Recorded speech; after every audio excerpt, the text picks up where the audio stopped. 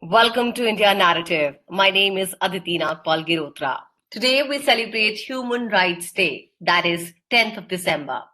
Human Rights Day is observed every year on 10th December, the day the United Nations General Assembly adopted in 1948 the Universal Declaration of Human Rights.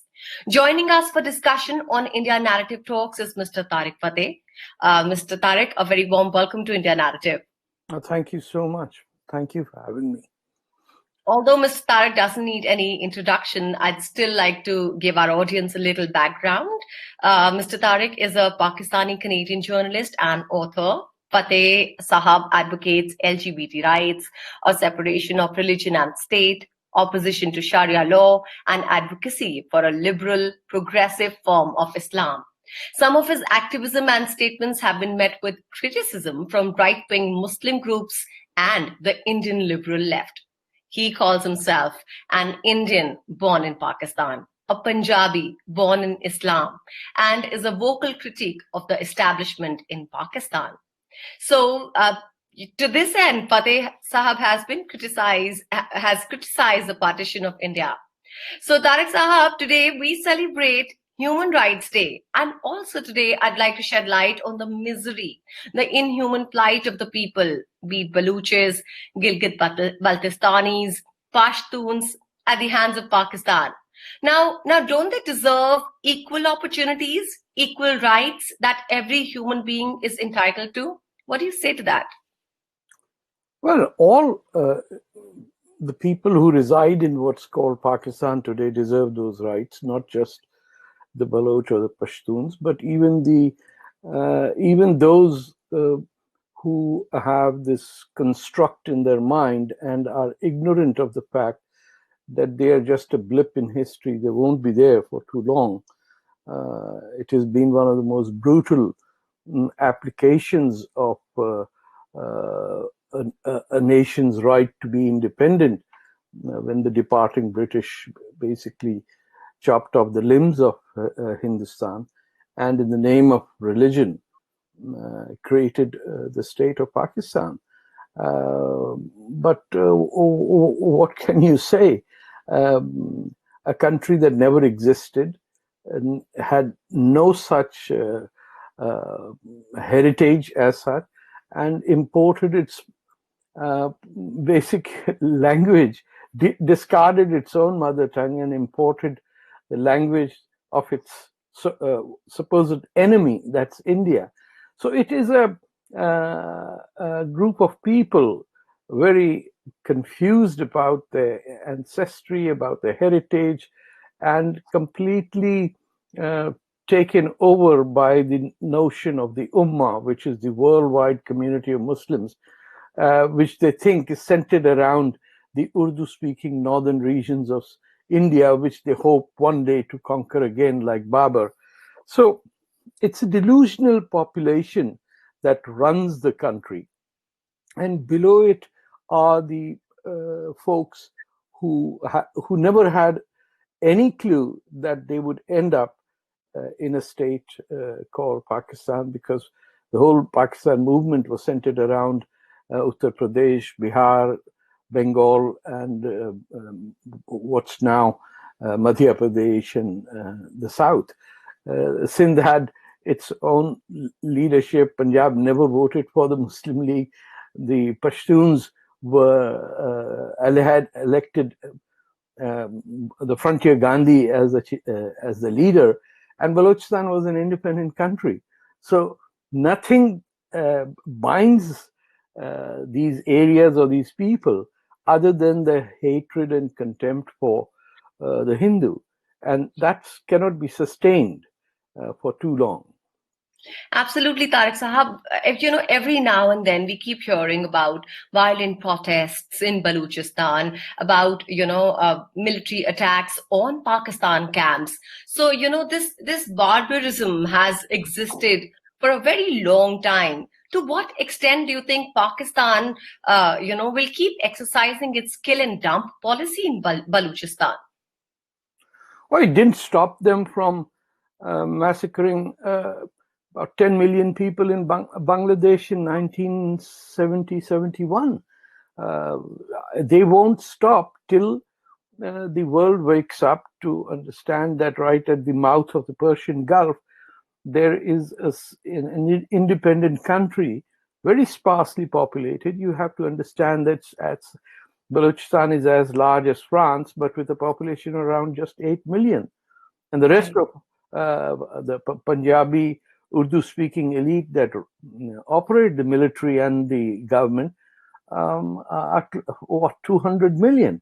So it's an uneven fight, and now the Baloch have to not just fight the Pakistan military, but the Chinese, who have literally taken over the entire province with the connivance of the Pakistan military, that have sold off the place, mountain by mountain, gold mine by gold mine, oil field by oil field, and including the port of Gwadar, which is strategically placed,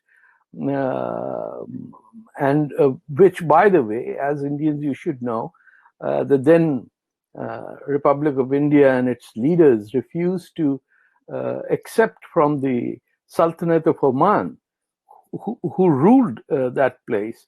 And then Pakistan had to buy it off for a measly amount of, I think, $500,000 or something like that. So Indians should also know their own contribution into the follies that are taking place. Some say they should have said no to partition period, and that might have solved the problem. But the way Balochistan was given away by India's rulers, Mr. Krishna Menon, even Jawaharlal Nehru and Maulana Azad, was when Balochistan itself, not just Gwadar, went to Delhi and said we would like to join the Republic or the Dominion of India. The Indian leadership leaked that news to PTI and then issued a denial that they had not met them. And the very next day, the Pakistan army invaded Balochistan because what was supposed to be a secret was out there in the open. So it's a very tragic history.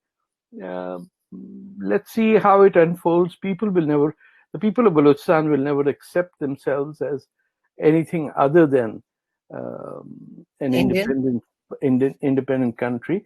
The only places that fly the Pakistani flag in Balochistan are the government offices. So you will not see the Pakistani flag anywhere at any home in Balochistan.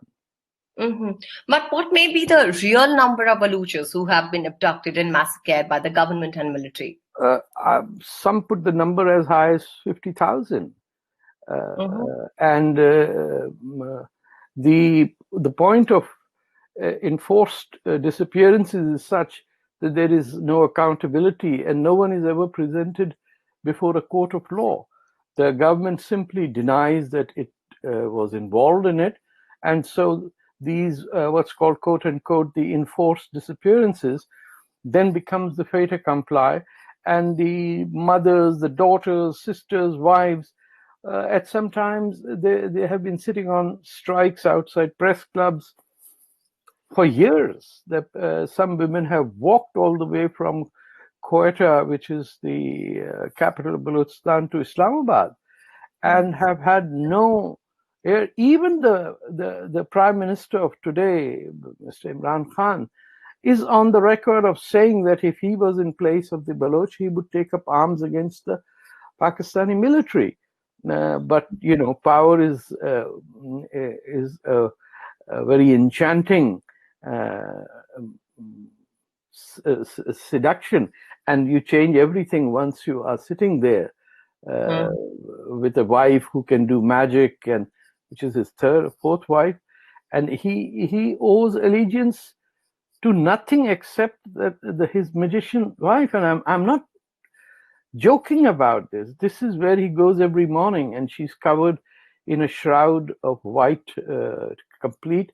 She's considered to be a peerni, which is a peer, you know, like someone higher than you and me. And she talks to, claims that she has conversations with genies who live behind curtains in her home, or hide behind curtains in her home. Could any of it be true? I mean, is it just this what is people not a joke. This is do? what's happening. So after 40 years of womanizing, drinking, and showing off your physical charm to the ladies of the world and having kids all over Well, the yeah. world with daughters and sons, no one that lives with him, you should listen to his ex-wives, what they say. Rahim Khan, who was, I think, a BBC reporter who's still there in Pakistan, has horrifying, if you talk to her, you'd be shocked. This is the guy who snorts cocaine. And he's the prime minister of Pakistan because he's not going to do anything. They've just kept him in front while the rest of the military simply loots and cashes in on the treasures of Pakistan. This is quite an interesting revelation, I must say. Oh, you And didn't know that? Oh, you should do a study of. They used to call him the Dim when he was in Oxford because Imran was dim-witted. I've covered him as a reporter in 1970 for the Karachi Sun. I know how he got into cricket. So now Dimwit rules the country and still is at mercy of a wife and the military. And imagine his plight. And he takes prayer beads to do magic on the president of the United States. You've seen that, where he's pulling one key after another. I'm not sure how familiar you are with this Jadu Mantar and all that. There is a force there. I'm not exaggerating. He was sitting there with the president of the United States, curling his beads away, and murmuring away some black magic on the American president. All right, coming from somebody as learned and as intelligent as you, I really want to believe it, although I never paid attention to all that. You should. That's the charm of journalism also, that you get to know things that you say. I'm not going to say that on TV, but at my age, I can say that because I've seen it all. I've seen this. He now wears this charm of an Islamic leader who will spread justice in the masses. He knows nothing about anything. I'm serious. He wouldn't be able to run a puncture shop if it was given to him. He acts out an identity that is not his. His mother and his khalas, as we say, are from Jalandhar. So he's a Punjabi, but he acts like a Pashtun because that's more macho. It's very unfortunate for him and for the country, I believe. But on a note, sir, is there any initiative in the offing to bring the perpetrators to justice? What is UNHRC doing to protect the rights of Balochis? Oh no, Pakistan. One thing you have to give them credit: their intelligence agencies are spread far and wide. You have to give them that credit, that no Western politician is out of their reach. They will be able to handle any ambassador that lives there, and no one, not a single person will speak. And when the issue of Balochistan used to come up at the UNHCR, my very dear friend, the head of the Murri people, which is almost as large as Kutch or that size, the son of Khair Bakhsh Murri, who was one of the leading freedom fighters of Balochistan, he went there 15 years to speak on the issues at the forum with the delegates there. Till about, I think, 4 years ago, when China instructed the Swiss government to arrest him. And since then, there has been no one there. He, as a European citizen, is barred from entering. His name is Mehran Murri. He's barred from entering Switzerland. So the Swiss government and the UNHCR are hand in hand with China, and then through that subcontracted to Pakistan. So China is the only country where the UNHCR supplies the names of those NGOs or human rights activists who would come to Switzerland to express their point of view, because that was the only forum. All And right. now China is the only country that Switzerland provides these names for. Right. So I'd like to understand here, how are Balochis organizing themselves to tackle, state's repression? In a It's very sad manner. In yeah. the up to, I would say, the 1980s, at the early times in the 50s and 60s, the entire state had a single political party, which was then called the National Awami Party.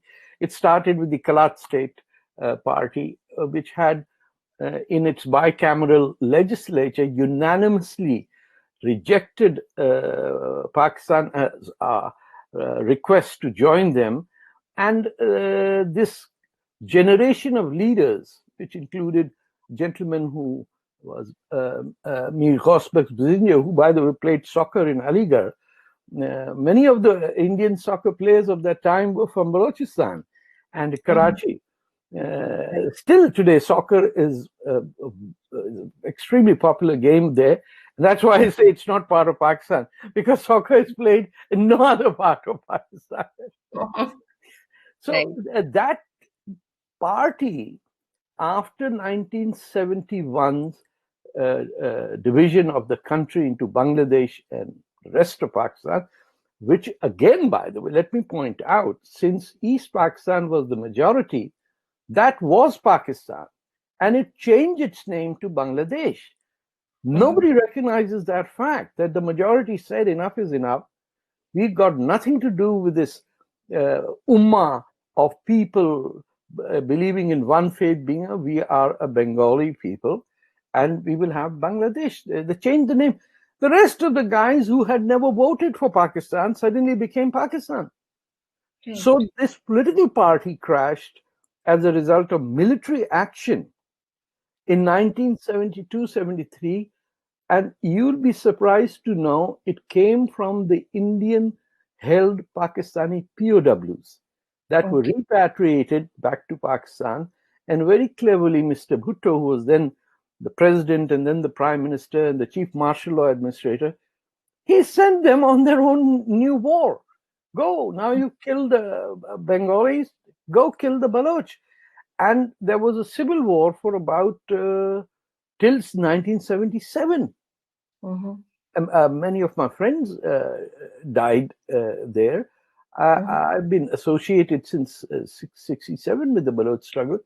And the structure of the Baloch simply broke up in the absence of a unified political party. And so they divided more into tribal groups and do not have the same cohesion that they had at a time when things were perhaps a little better than what they are now. Today they are divided into, and this is a problem around the world, where democratic institutions are not based on issues, but a region and religion are playing a major part. You can see that in the Indian farmers' strike also. It seems that the only farmers there are in the world in India live in Punjab and Haryana, and the rest of the country has no farmers. So this is a tragedy that has affected them. Most of the current leadership is in exile in the UK. They have at times asked India for refugee status, which India has denied to them. So I think it's at its worse since I've known the struggle, but I also know that it's only after the worst angle that usually there is an upswing. You can't go beyond a certain bottom line. You cannot simply eliminate Balochistan by saying, oh, we've just sent it to the cleaners, dry clean, packed, sir, this is a fresh new land. It's not going to happen. They've been there for about 2,000-3,000 years. You know, the Right. word castle actually comes from Kalat, which is it's remarkable if you go there. One of the oldest Hindu temples, which we call Nanika Mandir, Mhm. is there, and it is guarded and nurtured by the Baloch Muslim community. All In Karachi, there are Jewish graveyards left over from the Bene Israeli Jews who were from Karachi and Mumbai. And Mhm. if you go there, you'll find it's a Baloch who's been assigned to take care of that graveyard with no financial compensation or anything. These are Mhm. extremely noble people, and Right. people who have a long history and culture and language and names that are, I would say, non-Indian. In fact, India starts where Sindh begins. We call Mhm. it historically Hindo-Sindh. So Mhm. Balochistan is more on, despite the fact it uses the word stan, which is Sanskriti for place. I doubt Mhm. Pakistanis know that, because otherwise they change the name anyway. So ये stan कहाँ से आ गया? You know? Because that's a Hindi-based, Hindu cultural identity, whether it is Afghanistan or Pakistan. Even Right. Desh is derived from Sanskrit Hindu roots. So Okay. Balochistan was separate right from the beginning. Its Okay. language has more commonality with Persian than it is with, I would say, Sindhi. But even Sindh is about 20% population is around that have settled, Baloch who have settled around the river Indus. All right. Yeah, so that in a broader context, it's going to be independent one day. These Punjab and frontier. I basically coined an easy term. I said, "Atak se katak tak hai Hindustan." Gee. Atak is the point where River Indus, Mhm. Pashtun areas are on its east bank, and then Mhm. starts Punjab. All And right.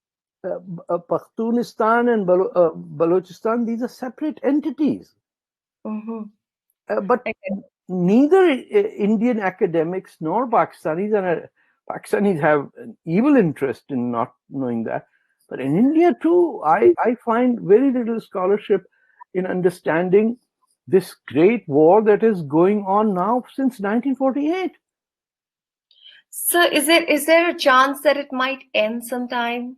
I mean, do Not we till India shows some sense of solidarity and shows some muscularity rather than the time-old living rather up to the than the stereotype of the yeah. mild Hindu putting his hands together and saying ahimsa and shanti.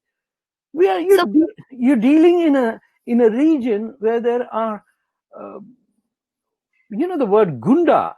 Uh, you might be right. familiar. Dadagir Jota. This is roaming around. Things of it like Gandhiji wrote about this, that every train in India has one guy who toughs around, goes, "Are chup karo, are tumko yun marega." So you're living in a mahalla in which there are gangsters like China absolutely, and Pakistan. You need to be absolutely. robust. Your kids, your sons and daughters have to do compulsory military internment. What I would say, service. Participation, एक inter साल you should all be soldiers so that you know what the Jawans go through. I Up till understand. now, every educated Indian wants to be an officer. That's You go right. to Israel, everyone is a soldier before he becomes an officer. Here we Mm-hmm. have officers who come and say, ye karo or wo karo. So you will have to have that, break that mold that allowed people for 1,000 years to invade you, subjugate you. You cannot have a country where Lodi Gardens is in Delhi. What has Lodi got to do with Delhi? He's a murderer, marauder. Right. I'm one of my only accomplishments that I'm proud of is that I got to change the name of Aurangzeb Road and paint it black and then an MP helped me, and subsequently it was no longer Aurangzeb Road. But mind you, and if you are willing to accept Aurangzeb or Lodi or Babur with respect, then you don't have a spine. Where are we headed? You need a spine, sister. You need to stand up and say Bharat Mata ki Jai as if you really meant it. There's nothing wrong in saying that Bharat is my source of origin. Even as a Muslim, it is me. I was just a converted Hindu. So why would we be embarrassed? A Hindu can't be a four-letter word. Oh, because of my parents, I'm Hindu. No, it's the only surviving ancient civilization. And if you offer chess to the world, you can't be embarrassed about anything. You got to say, we gave you chess, now go and shut up while we get our act together. Fateh Saab, thank you so much. Thank you very much. Thanks a lot.